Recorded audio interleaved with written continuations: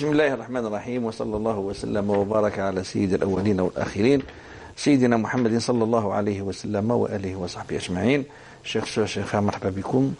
Merci de nous rejoindre sur le canal Algérie, d'être fidèle à votre émission Avis religieux. Docteur Djohri, merci d'être là. Allah yissalmik, cher Vous êtes là toujours pour répondre aux questions de nos chers téléspectateurs et nous mettons à votre disposition le numéro de téléphone connu pour nous appeler, le 0213 21 23 98 91. Il est affiché 00213 21 23 98 91, ainsi qu'un email avisreligieux@gmail.com. Je rappelle que nous recevons vos emails en direct. Très bien. Docteur Djohri, nous commençons par les questions qui nous sont parvenues par email, mais avant tout, la conjoncture, tout le monde en parle. Oui, bien sûr. C'est l'épidémie, c'est le corona. On est appelé religieusement parlant de prendre toutes les précautions nécessaires pour ne pas répandre, pour que le virus ne se répande pas, si vous permettez l'expression, pour limiter la transmission du virus qui se répand vite et d'où l'importance. L'importance de prendre au sérieux. Voilà, parce qu'apparemment, on prend la chose à la légère, comme on est parfois. On remarque, le président de la République a été clair, il a donné les instructions, les mesures, il a ordonné les mesures pour ne pas laisser le virus se répandre, y compris la fermeture des écoles, des instituts des imams, les écoles coraniques, etc. Les matchs se joueront à huis clos, etc. De côté l'épidémie, nous avons dans la jurisprudence quoi dire. Bien sûr. Bismillah, salatu wassalamu ala rasulillah wa ala alihi wa sahbihi wa man wala wa man tabi'a hudahu ila yawmin yalqallahu rabbil alamin. Chers frères et sœurs, assalamu alaikum wa rahmatullahi ta'ala wa barakatuh. Le coronavirus, c'est-à-dire la contagion aujourd'hui, ne se limite pas peut-être à un pays ou deux. Et ce virus a touché plus de 180 pays dans le monde, avec des degrés bien sûr différents. Il y a quelques pays qui l'ont connu il y a à peu près un mois, plus d'un mois, tels que la Chine, tels que l'Iran, tels que l'Italie, l'Espagne, la France, où il a, c'est-à-dire sévéré en quelque sorte. Et c'est devenu, c'est-à-dire l'OMS, l'Organisation mondiale de la santé, a décrété l'état de pandémie, non pas d'épidémie seulement, de pandémie, c'est-à-dire d'une grande urgence pour prendre les mesures et les précautions nécessaires par les États en général pour réduire en quelque sorte cette contagion de ce virus-là. Docteur Djohri, nous y reviendrons, Inch'Allah. Nous allons prendre, ne pas laisser notre sœur Nadia attendre. On prend la question de Madame Nadia de France. Allô? Allô, oui. Oui, bonjour. Bonjour. Je voudrais vous poser une question qui est un peu délicate. Mon mari, là, Oui. Oui. Oui, on vous écoute très bien, madame. J'ai eu des problèmes, là, et je voudrais, c'est-à-dire, pour qu'il soit pardonné, donc. C'est-à-dire le problème de son vivant, Yanni. Qu'il soit pardonné. Je voudrais poser, c'est un peu délicat, mais ce que je voudrais, c'est que je voudrais parler avec M. Djohri, mais en direct. Vous êtes en direct, madame, vous êtes en direct. Je suis en direct, mais c'est-à-dire. Par téléphone, après. Très bien. La régie va vous laisser le numéro de Dr Djohri après l'émission, si vous préférez ça, bien sûr. Je vous donne mon numéro de téléphone? Non.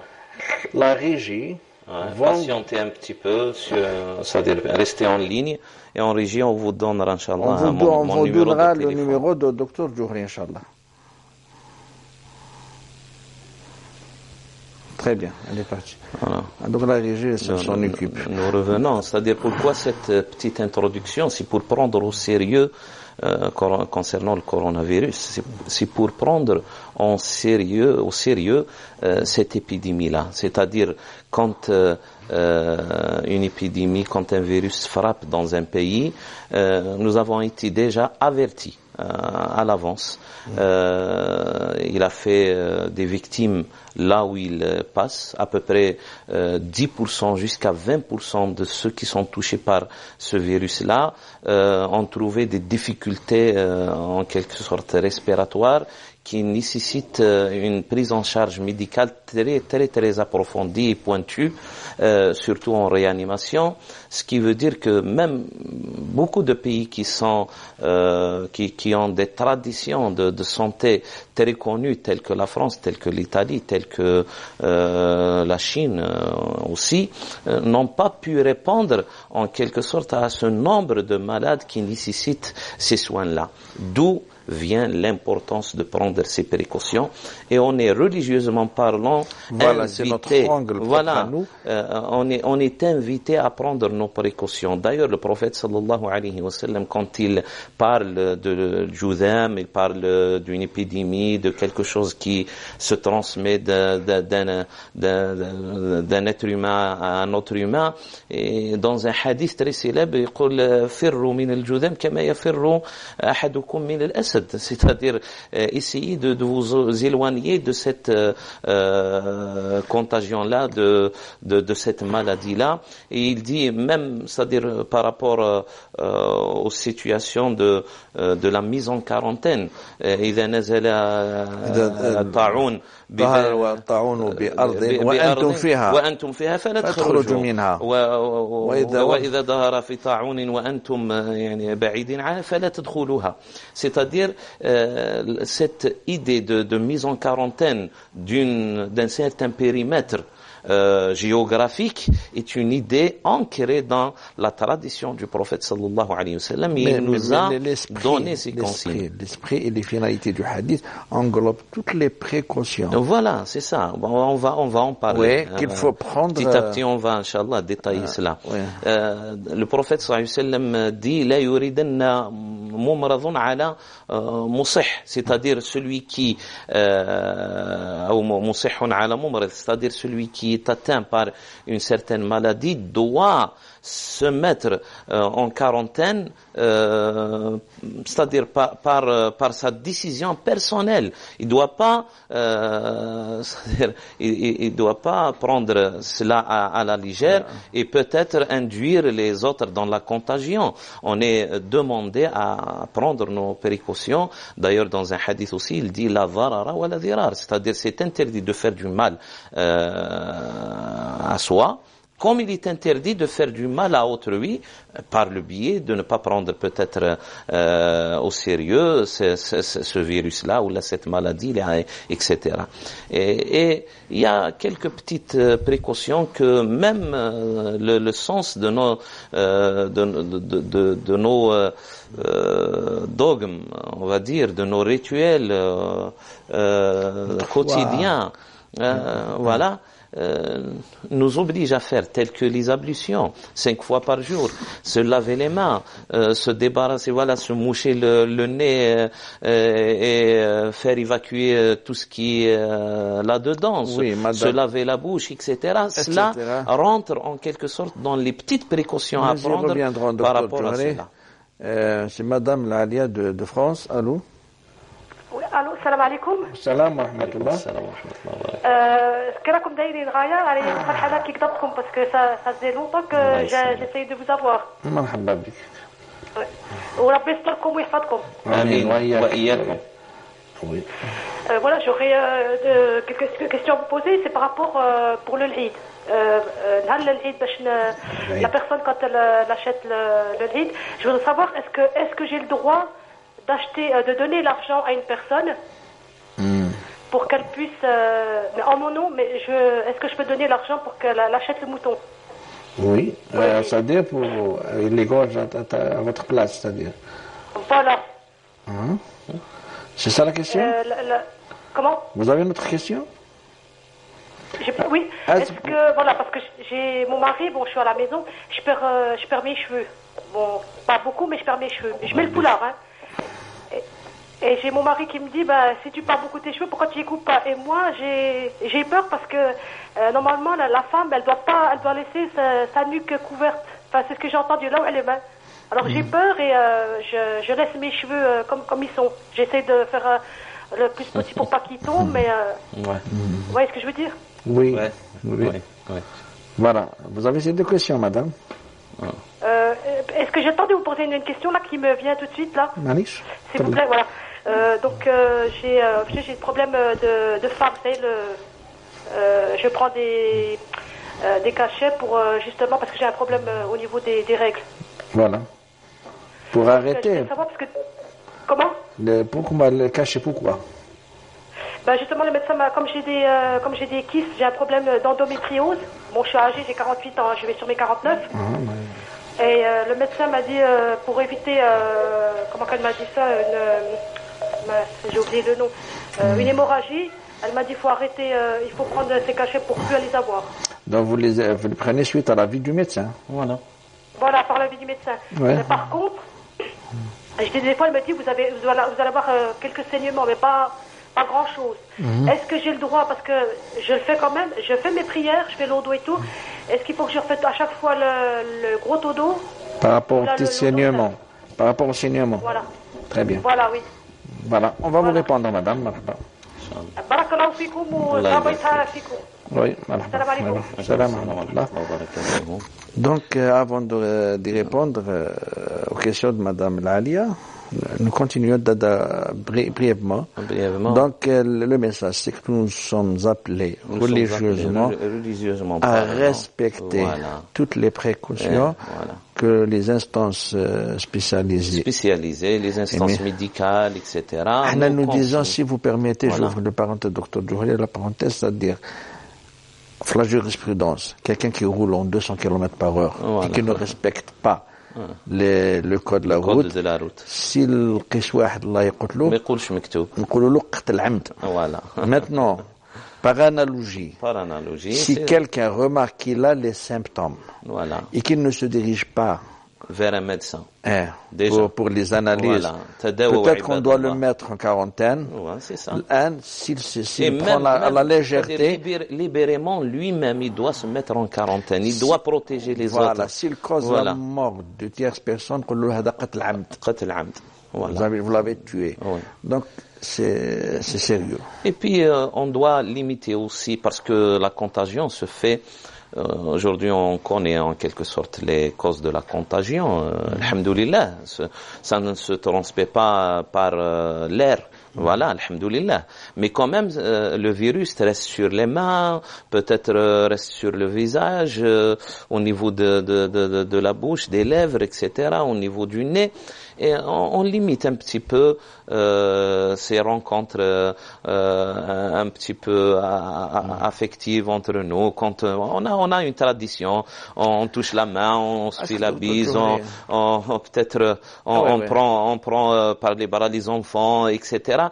On doit limiter cela, au moins pendant ce moment-là. Il ne faut pas les perdre. Voilà, c'est ça. On doit arrêter ces choses-là, jusqu'à ce qu'Inch'Allah le Faraj, peut-être que l'humanité va découvrir un antidote, un vaccin adéquat à cette maladie-là, et ça sera un nuage qui va passer, Inch'Allah. Et l'humanité a connu des épidémies dans l'histoire, mais qui ont tué beaucoup de gens aussi. Il faut pas le prendre, surtout, faut pas prendre à la légère cela. Est-ce que je peux dire, sans réserve, maintenant, c'est l'émission de Ftoua. Les personnes qui ont une maladie chronique. Voilà. tels que le diabète, l'hypertension, le cancer, l'hypertension voilà. Cardiaque. Voilà. Hein? Tout ce qui diminue le système immunitaire, on va dire. Vous avez la permission de ne pas aller à la salat mosquée. al-Jumu'ah. Bien sûr. ni salat al-Jama'a وربي يكتب لك الأجر وكأنك صليت الجمعة. Et d'ailleurs, il y a même un hadith dans cela, lorsque quelqu'un a l'habitude de faire une bonne action, et puis il y a quelque chose qui le freine. Voilà, une adoration. Il y a quelque chose qui le freine. Allah subhanahu wa ta'ala va ordonner aux anges de lui transcrire la récompense telle qu'il la faisait auparavant, et il leur dira أنا الذي حبسته هذا الحابس من عندي. trop de détails, c'est-à-dire يبقى في دار bien sûr. Le ministère des Affaires religieuses pour limiter le temps de la khutbah. Voilà. On a fermé toutes les écoles coraniques, tous les instituts de formation des imams, etc. Voilà. Il faut s'attendre. Il faut s'attendre qu'on peut aussi. Il y a le conseil scientifique au sein du ministère, qui est le Majlis al-Ilmi. Il y a des érudits savants, des fuqaha. Peut-être d'ici le Jama'a, peut-être. Mais quand ça le Jama'a, maintenant qu'il y a des pays, بلدان إسلامية تلك الكويت الجامع يأذن فقط pour informer, annoncer le commencement il faut s'attendre, mais il faut se conformer. Et puis il y a beaucoup de pays, peut-être, je dirais bien avec réserve, qui n'ont pas pris au sérieux cela pendant 2, 3, 4 semaines, et puis maintenant ils vivent une épidémie très large, et la maîtrise devient de plus en plus difficile. Voilà, même les politiques ont dit cela, leurs politiques ont dit cela. On n'a pas pris les précautions nécessaires pendant la première, la deuxième, la troisième semaine. On n'est pas dans un stade grave. Voilà, épidémique, mais quand même. Voilà, on se précipite dans le bien, hein. Dans le bien.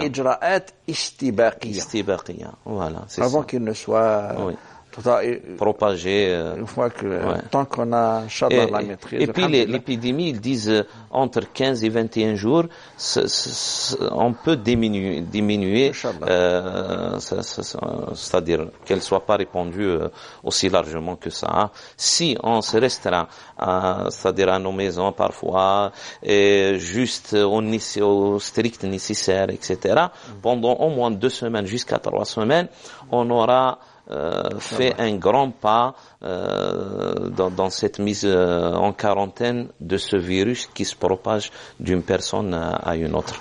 On en est maintenant en Algérie peut-être à ce qui s'approche de 40 cas. Allah Azza wa Jalla ya'afina. Et puis, نفر من قدر الله إلى قدر الله, comme a dit Sayyidina Omar ibn Khattab, radiyallahu anhu warda, quand un jour, il a refusé d'entrer dans un village ou dans une ville où il y avait le ta'oun, une épidémie, ta'oun, on va dire le choléra ou la haja, et quelqu'un lui a dit, تفر من قدر الله, tu t'enfuis du destin. Et il leur a répondu, nous enfuyons du destin vers le destin. من قدر الله إلى قدر الله, un autre destin. Très bien, docteur Jouhri, comprenez la chose au sérieux. أخوف ما نخاف هذيك la légèreté, c'est dans nos gènes un petit peu, c'est-à-dire de banaliser les choses, mais chaque personne est responsable. Je ne crois pas toute l'Europe qui met en garde sa population, toute la Chine avec à peu près 2 milliards d'individus, etc., et qui perd de l'argent rien que pour préserver la santé de son citoyen. Ce n'est pas pour rien. Très bien. Ce n'est pas pour rien du tout. C'est bien dit, docteur Jouhri. Voilà. Nous avons au bout du fil monsieur de la Belgique, c'est monsieur Mohamed de la Belgique. C'est Mohamed Alou. Salam alaikum. Salam wa rahmatullah. يا أخي أنا la question les relative donc à la zakat al-mal. Très bien. Il y a 2 ans de ça, j'avais envoyé de l'argent pour un parent de chez des automobiles ou pour le club. وما عندهمش غير هادو اليامات هادو. حبيت نعرف اسكو جو دو اتوندر على ريسيبسيون دو لا دات نحسب نهار شدي الدراهم هادويا باش يدور عليهم عام باش نخرج زكاة المال، ولا نخرج من دوك ديجا دوبي لا ريسيبسيون نخرج عليهم زكاة المال. ورجعهم لك صاي؟ لا نرجعهم لي نعم. ارجعهم لك. نحب نعرف كومون كالكولي. D'accord, c'est Mohamed, on va vous répondre. ربي يحفظكم. مرحبا. السلام عليكم. On va commencer d'abord par notre sœur. D'abord, c'est Mohamed, on doit commencer par notre sœur Lalia. Sa première question, c'est par rapport à l'Aïd. Oui, elle peut procurer quelqu'un d'autre, lui acheter un mouton, là, ce qui est valide pour... il égorge à sa place. Et d'ailleurs, le prophète sallallahu alayhi wa sallam a égorgé une année à la place de Fatima. C'est elle qui a acheté le mouton. Et le prophète alayhi salam a égorgé le mouton à la place de Fatima. Alors c'est essentiel. Pour sa question concernant les cheveux, il n'y a pas un texte, que ce soit dans le Coran, que ce soit dans la tradition du prophète sallallahu alayhi wa sallam, qui limite en quelque sorte la longueur des cheveux chez une femme ou même chez un homme. Il n'y a pas un texte. Alors vous vous référez surtout à l'avis du médecin. S'il y a un médecin dans ce sens-là, qui vous dit peut-être que couper les cheveux est bénéfique pour la santé des cheveux. Oui, bien sûr, parce que ça rentre dans la santé globale, même dans la santé psychique aussi, de se voir beau, la belle, etc. Sinon, s'il n'y a pas cet avis du médecin, donc voilà, vous faites ce que vous voulez. Il n'y a pas un texte qui interdit de couper les cheveux. La troisième question, c'est concernant les règles. Du moment que c'est par avis d'un médecin, oui, vous pouvez prendre ces pilules-là, ce médicament. Par rapport au saignement, vous êtes à 48 ans, en général, c'est la ménopause. C'est la ménopause à 90%. Elle n'aurait pas pris le non, c'est-à-dire, elle est en train de faire la ménopause. C'est un changement hormonal, en quelque sorte, au niveau du corps. Très sévère peut-être pour elle, et le médecin veut l'aider avec ce médicament-là. Tout saignement qui vient par rapport à cela dû à ce médicament, on peut le considérer comme un saignement qui n'est pas lié aux menstruations. Qu'est-ce qu'elle doit faire pour faire sa prière? Voilà, elle peut se prier, elle peut prier, c'est-à-dire elle se protège avec ce qui est nécessaire pour se protéger, pour que le sang ne se propage pas, ne sort pas sur ses vêtements. Elle se lave d'abord, elle met ce qu'il faut mettre, et puis elle va faire ses ablutions et directement coller les ablutions à la prière. Coller les ablutions directement à la prière, ne pas laisser d'intervalle entre les ablutions et la prière, et faire ces ablutions après l'avènement, bien sûr, du temps de la prière. Ouais. C'est Abdallah. Pour Abdallah, si cet emprunt-là ou l'amana hadi est resté pendant plusieurs années chez celui qui a pris cet argent-là, c'est-à-dire ce n'est pas un emprunt mais quand même une procuration sur de l'argent, là il vous est revenu cet argent-là, vous devez immédiatement déjà faire la zakat, soustraire c'est-à-dire 2,5% de la totalité de la somme de cet argent-là. D'accord? Et puis le rajouter après, voilà, à votre richesse, et vous attendez le moment que vous avez l'habitude, dont vous avez l'habitude de sortir votre zakat. Alors vous allez vous en acquitter de sa zakat une fois pour toutes les années passées. Voilà, une fois pour toutes les années passées, immédiatement. Et puis vous attendez la date Ashura, ou là si vous avez une autre date, pour voilà votre date. Et vous, c'est-à-dire vous en acquittez de la zakat de la totalité de votre richesse, cette somme-là et les autres sommes que vous possédez. C'est clair, docteur Djohri. Nous avons modifié Madame Nora, Agda. Nora de France. Allô? Allô, oui, marhaba, oui. Allô? Oui, on vous écoute très bien. S'il vous plaît, éteignez la télé. Ou là, diminuez le son de la télé. La télé, là, elle est sur pause. Ah, très bien, très bien. Elle est sur pause, ma télé. Très bien. Vous m'entendez bien? Très bien, on vous écoute très bien, madame. Voilà, Cheikh, j'ai un problème, Cheikh. Je suis embêtée. Voilà, figurez-vous, Hachak, j'ai perdu mon mari il y a quelques années. Et j'arrive plus à me remettre, c'est-à-dire psychologiquement, je suis partie à la Mecque et tout. Mais je tiens parce que lui, il était gravement malade. Et des médecins, ils m'avaient posé la question, de toute façon, ils ne tenaient pas. Ils m'avaient posé la question, vous savez, madame, on va le laisser partir dignement, on va le débrancher. Alors, j'ai dit oui, mais ça me ronge. Quand j'étais à la Mecque, j'ai dit à l'imam, j'arrive plus, ça me ronge. Je me dis, c'est ma faute, j'aurais dû dire non. Mais, vous comprenez? Oui. On m'a dit, on va le laisser partir dignement. Vous comprenez, docteur? C'est-à-dire, il était cliniquement mort. Voilà, c'est ça. Le médecin. Sa vie ne dépendait que par la machine. Lorsqu'il était dépendant de la machine, il était cliniquement mort. C'est ça. Voilà, il dépendait de la machine. Même lui, parce qu'il me parlait à peine, il me disait, Goulilou min hawli la machine, j'en ai marre. Il n'était pas, il parlait. Il était conscient. Il parlait un peu la veille. Il parlait un peu, il m'a dit, j'ai dit non, je leur dis pas moi. Je peux pas. Et puis deux médecins, réanimation, tout ça, ils sont venus me voir. Ils m'ont dit, madame, on va le laisser partir dignement cet homme. Il souffre trop là. Il va pas tenir. Il souffre trop, on peut pas le faire partir, laisser avec des machines.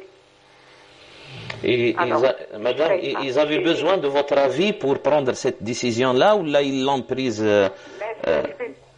ils avaient besoin que parce que si je voulais pas le débrancher, vous le savez comment c'est en France. Si on ne veut pas le débrancher, même s'il ne répond pas, il le laisse avec des machines, hein, même s'il ne parle pas. C'est pas qu'il m'arnaque, quoi, Romain. Voilà. Je sais pas. Ça ce n'est pas suite à sa demande. On n'a pas débranché suite à sa demande lui-même. Mais par rapport à l'avis du médecin. C'est-à-dire, il fallait qu'il demande à la famille, parce que sinon ils n'ont pas le droit, même que s'il n'était pas conscient. Non, ça, oui, bien sûr, ils vont demander l'autorisation à sa famille, mais est-ce que la décision des médecins, est-ce qu'elle était suite à cette demande, mais c'est leur décision en tant que médecin? Comment? Je vous entends pas bien, allô? C'est-à-dire, est-ce qu'ils ont pris la décision, les médecins, est-ce qu'ils ont pris la décision suite à sa demande? Ou là, non, c'était leur décision en tant que médecin. Il faisait que demander aux médecins, mais les médecins, il fallait qu'ils redemandent à la famille aussi. Oui, je comprends bien, Oui, je comprends bien que les médecins prennent l'autorisation de la famille, mais ce que je veux comprendre, le docteur aussi, est-ce que la décision des médecins a été prise suite à la demande de votre mari? Ou là, c'était leur décision? Hein? Lui aussi. Je ne peux pas vous dire si lui, parce que lui faisait que le demander. Lui faisait que le demander. Il le demandait à tout le monde. Il me dit, j'en ai marre. Goulez vous m'enlevez la machine parce qu'il avait un problème respiratoire. Il voulait lui faire un trou à chaque pour respirer, il voulait pas. Il m'a dit à quoi ça sert? Il dit, de toute façon, c'est-à-dire les médecins étaient persuadés qu'il ne va pas tenir et qu'il va passer. Comment? Les médecins étaient persuadés qu'il va passer, il ne va pas tenir. Non, qu'il n'allait pas. Il était condamné, c'était fini, quoi. C'était de quelques jours, quoi. C'était pas plus, même pas. Ah, très bien. Il était plus. C'est pour quelques jours. Non, il était complètement condamné. C'était fini, le pauvre. Très bien, Madame Nora. Ça, c'est votre première question, apparemment. Vous avez une autre question? Non, c'est la seule. Non, alors... Voilà, oui, excusez-moi. Alors, voilà, moi, quand j'étais jeune, parce que vous savez comment, quand on vit en France, le ramadan, je ne savais pas qu'il fallait rendre les jours quand j'étais jeune, vous savez. Oui. Et alors, après, avant de partir à la Mecque, je me suis renseignée. Et c'est grâce à vous, à la télévision, tout ça, qu'on apprend tous les jours. Hein. C'est par ignorance, c'est-à-dire par ignorance. C'est par ignorance. On était des ignorants, docteur. On était des ignorants. Oui. Bien sûr qu'on était des ignorants. Oui, je comprends bien. Maintenant, oui, mais avant, on était des ignorants. On faisait le ramadan comme ça. sans savoir qu'il fallait rendre des jours, sans savoir qu'il fallait manger le jour qu'on devait manger. C'était bon, bref. Après, est-ce que vous avez la je me suis rendu compte. Est-ce que vous avez la capacité de jeûner aujourd'hui? Est-ce que vous avez Malheureusement, maintenant, je ne peux pas, docteur, jeûner. Parce que j'ai un gros traitement. Oui, c'est un détail déterminant, ça. J'ai des musiques. On ne peut pas jeûner. Et justement, je me suis renseignée avant de partir à la Mecque, et on m'avait dit de donner une certaine somme. Alors, j'ai réuni une grosse somme, je l'ai donnée, mais seulement, je l'ai donnée à une personne qui devait se faire opérer. Voilà. Est-ce que j'ai bien fait? Est-ce que j'ai pas bien fait? Je ne sais pas. Voilà. Autre chose, docteur. Après, par contre, moi, je lis le français, mais je ne sais pas lire l'arabe. Je n'arrive pas. Je ne sais pas, j'ai jamais appris. J'ai le Coran qui est traduit. Alors, je le lis en français. Je l'ai lu plusieurs fois, je l'ai lu, traduit. Est-ce que c'est bon ou c'est pas bon? Voilà. Oui, c'est déjà bon. Mais il existe un Coran phonétiquement traduit, c'est-à-dire vous lisez les lettres. Phonétiquement traduit, voilà. Il est écrit en arabe d'un côté, en français d'un côté. Avec les lettres françaises. Oui, c'est bon ça, en deuxième lieu. C'est-à-dire la traduction française pour connaître le sens, et même la phonétique, pour lire les mots. Au moins pour avoir des hasanat. Très bien. Pour chaque lettre. Vous avez bien fait, madame. Vous avez très bien fait, madame. J'ai du mal. Merci, docteur. Moi, j'avais du mal à vous avoir. Surtout, vous pouvez me répondre, s'il vous plaît, pour mon mari. On va vous répondre. Ça fait quelques années et ça me ronge tout le temps. Je ne sais pas. On vous répond tout de suite. On va vous répondre tout de suite, madame. Marhaba. On va répondre après, on va vous répondre après la transition. Mesdames, messieurs, restez avec nous.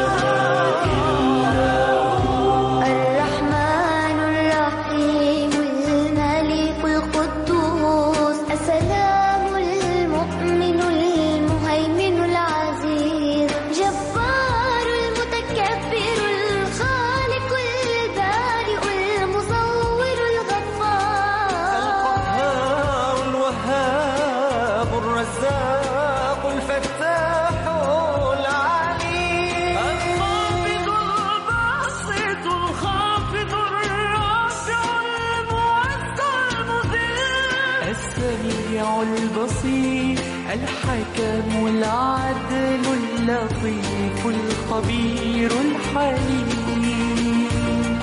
العظيم الغفور الشكور العلي الكبير الحفيظ المغيث الحسيب الجليل الكريم الرقيب المجيب الواسع الحكيم الودود المجيد الباعث الشهيد الحق الوكيل القوي المتين الولي الحميد المحصي المبدئ المعين المحيي المميت الحي القيوم الواجد الماجد الواحد الصمد القادر المقتدر المقدم المؤخر الأول الآخر الظاهر الباطن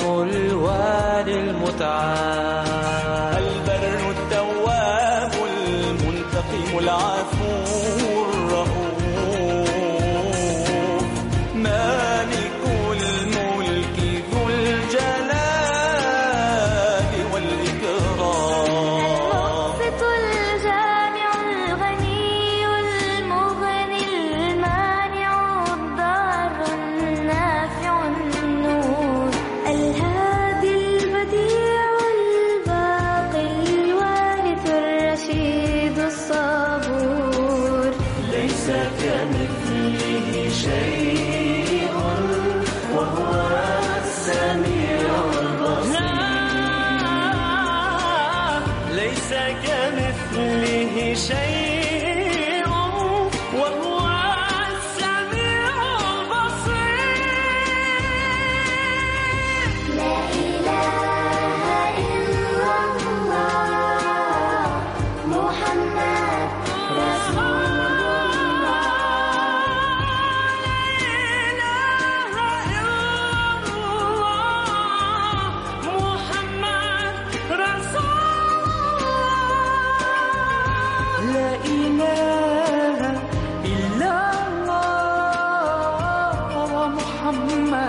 رسول الله لا إله إلا الله محمد لا إله إلا الله سيدنا محمد رسول الله صلى الله عليه وسلم. Donc nous revenons, Inch'Allah.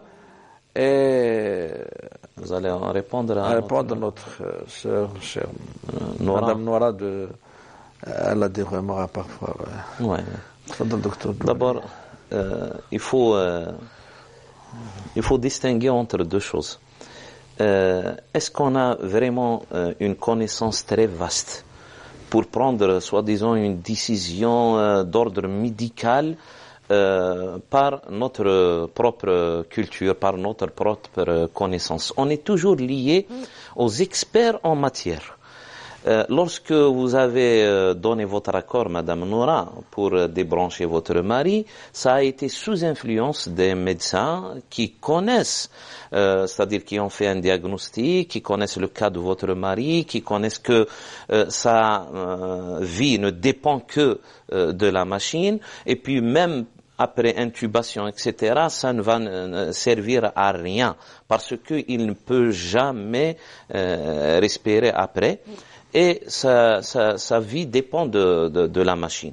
Là, vous n'avez pas à vous faire de soucis, du moment que le corps médical qui a pris en quelque sorte cette décision avait seulement besoin en quelque sorte d'un accord, voilà, shekli, c'est formel, on va dire, d'un accord.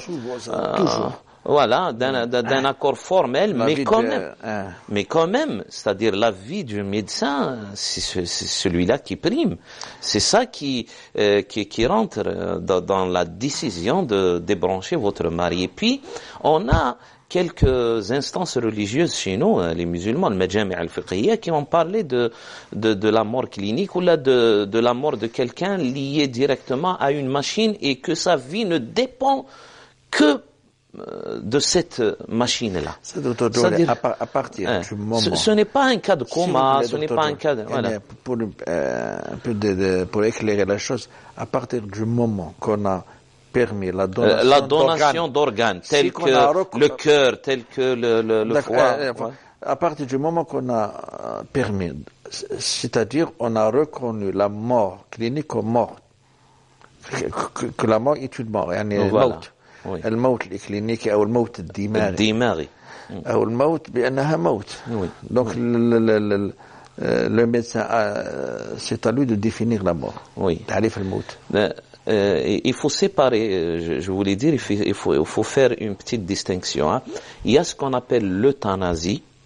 Voilà. Maut al-Rahim, etc. En injectant quelque chose, un poison ou là, etc. dans le sang qui va donner la mort dans quelques minutes, peut-être pour un malade. Cela même n'existe même pas en France, il existe dans quelques pays peut-être voilà minimes, voilà avec un nombre minime au monde, mais la mort liée directement à la machine, c'est-à-dire la vie qui est liée directement à la machine quand on débranche, ça c'est un avis médical respecté dans tous les pays du monde.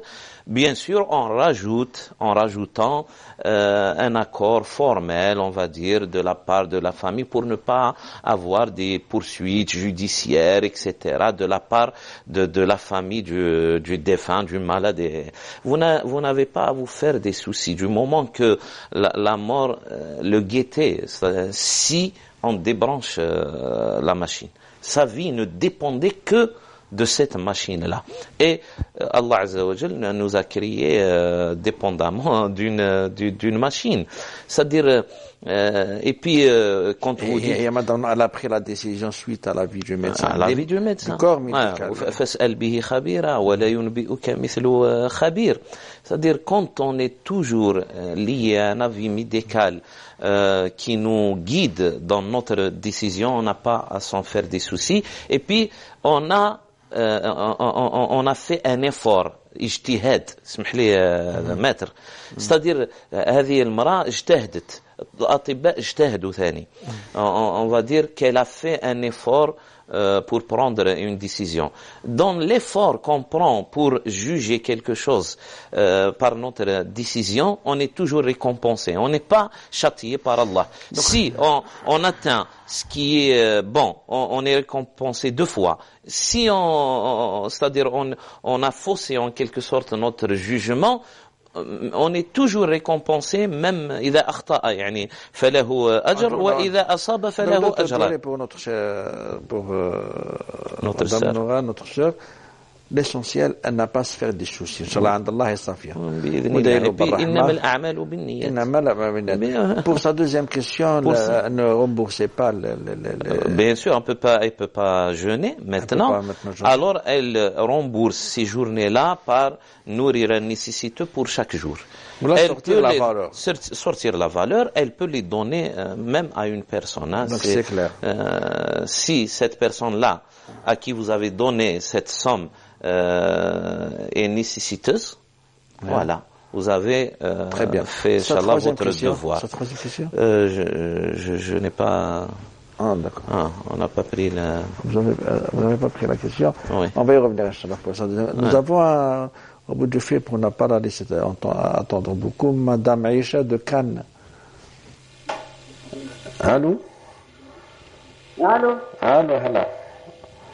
Allô? Oui, Madame Aïcha de Cannes, elle est fidèle à notre émission. Oui. Allô? Marhaba. Salam Salam wa rahmatullah. Voilà, je vous pose une question. Oui. Oui, j'ai une question à vous poser au sujet de ma zakat. Oui. Voilà, j'ai 7 000 euros en Algérie et je voudrais savoir combien je paye la zakat. En Algérie? En Algérie, oui. Vous avez 7 000 euros en Algérie. Comment sortir la zakat en Algérie de 7 000 euros? C'est ça la question? Oui. Très bien. Ndabouk, maintenant, il va vous répondre tout le jour. Oui. C'est pas le fait de diviser cette somme-là sur 40. 7 000 euros divisé par 40. Avant. Ouais. Sa troisième question. La sœur Noura. Merci Anne-Céline. Oui. Elle lisait le Coran, la traduction. Ah, très bien. Normalement, on a répondu. C'est-à-dire, pour avoir des récompenses pour chaque lettre, pour chaque caractère, on est obligé, on va dire entre parenthèses, on est invité à le lire comme il a été révélé au prophète sallallahu alayhi wa sallam, c'est-à-dire en langue arabe. On peut se faire aider par des livres de Coran, voilà, qui écrivent en latin, en quelque sorte, en latin, les versets coraniques. C'est-à-dire, on peut le lire en caractère latin, mais phonétiquement, on le prononce en arabe. Mais la traduction, qu'elle est bonne. Mais la traduction, pour connaître les sens, c'est aussi bénéfique, mais ça ne prend pas la même récompense comme on le lit, comme il a été, bien sûr. Voilà. Pour Madame Aïcha, voilà, c'est 7 000 euros, la somme divisée par 40. Je sais pas, est-ce qu'on peut faire en direct? Voilà, 7 000 euros divisé par 40. Et si elle veut la faire sortir en dinars, c'est l'équivalent, comme vous échangez la devise. Voilà, c'est par rapport à cela. Vous allez sortir déjà là. La valeur de l'euro, il y a toujours, la valeur peut-être voilà la valeur que connaissent tous les gens quand ils font l'échange de la devise. Vous allez chez la valeur réelle, voilà. C'est pas par rapport à celui qui est déclaré dans les banques, dans les échanges, etc. entre les États, mais on a au moins des bureaux de change agréés. Alhamdoulilah. L'État algérien a décrété pour ces bureaux de change-là, voilà, ils ont même un registre de commerce, etc., par rapport à l'échange de la devise. Alors vous vous adressez à un bureau de change agréé, par l'État Ouais. et pour savoir l'équivalent de la devise, que ce soit le dollar, l'euro, le yen, Très bien. tout ce qui suit. Madame Nadia de France, allô? Allô, Madame Nadia. Oui, salam alaikum. Salam Voilà. alaikum. Ma question est, j'ai eu mon mari qui est décédé le mois de juillet. Allah yarhamou. Et tout le monde me dit, pour donner ses affaires, est-ce que je dois les donner ou pas? C'est Ses affaires, ses habits, Ses affaires. Ah, ses affaires, très bien. Très bien, on a entendu ses artères. Oui. Il faut on vous a dit qu'il faut donner ses affaires. Tout ce qu'il y a dit, c'est bien. Voilà. Voilà. Vous n'êtes pas obligé. Non, vous n'êtes pas obligé. Docteur Djouri? Voilà, ça rentre dans l'héritage. Tout ce qu'on lègue derrière nous, c'est un héritage. Ça devient sous possession de l'ensemble des héritiers. Vous, peut-être vos enfants, même si vous avez des filles, peut-être même ses frères et sœurs, alors vous pouvez les partager entre ces gens-là, comme vous pouvez prendre une décision collective comme ça, de se dire, après une petite réunion ou la consultation par téléphone, etc., est-ce qu'on peut donner ses affaires comme charité pour lui? Et là, Inch'Allah, lorsque les héritiers disent feu vert pour les donner, vous pouvez les donner, Inch'Allah, et ça sera bénéfique pour lui comme charité. Voilà. Et Akhoya, ma deuxième question, il était en procès avec ses frères en Algérie. Parce que ses frères, c'est-à-dire suite au décès des parents, son père et sa mère, il y a un de ses frères, il a tout mis les terrains et les maisons à son nom. Et voilà, donc il a délaissé ses frères et sœurs, et mon mari, on l'avait mis en procès. Est-ce que je dois continuer le procès après son décès ou je dois tout laisser tomber? C'est votre droit, madame. Comment? C'est votre droit. D'accord. Bien sûr. Ok. Oui. Et puis c'est pas votre droit seulement, c'est le droit de tous les héritiers aussi. Hein. Parce que lorsqu'il aura sa part, c'est-à-dire votre mari, Allah yarhamou, quand il y aura sa part comme ça désignée pour lui, vous allez en bénéficier de cette part-là par le fait de la partager entre les héritiers, pour ses enfants, pour vous. Votre mari. Voilà. Oui. Et moi, je suis pour cela, celui les dire qui force les choses, qui n'est pas adéquat à la charia dans le partage de l'héritage. Là, on a une arme redoutable, c'est l'arme de la loi. On doit le guider vers la loi, Inch'Allah. Inch'Allah. Ah oui. Voilà, بيعطيك الصحة وبارك الله فيك ابقى على خير يعطيك الصحة. Une autre question qui ne nous est pas venue par email. Je ne rate jamais votre émission qui m'apporte énormément. Ma fille autiste, âgée de 22 ans, n'a pas la raison. Oui. Elle comprend quelques consignes. Je voulais savoir si elle rendra des comptes quand même devant Allah. Ya Allah. Par exemple, elle peut parfois me bousculer dans la colère. Si le paradis lui est destiné, Inch'Allah, et quelle est la place des parents dans l'islam pour les parents? Ça, c'est une autre question. Bon, du moment que votre fille, vous qualifiez qu'elle n'a pas la raison, et la raison est une condition pour que l'être humain, le musulman soit chargé. Mukallaf. Voilà. Là, du moment qu'elle a perdu sa raison, qu'elle n'a pas de raison, elle ne sera pas jugée par Allah subhanahu wa ta'ala sur les choses qu'elle fait, en quelque sorte.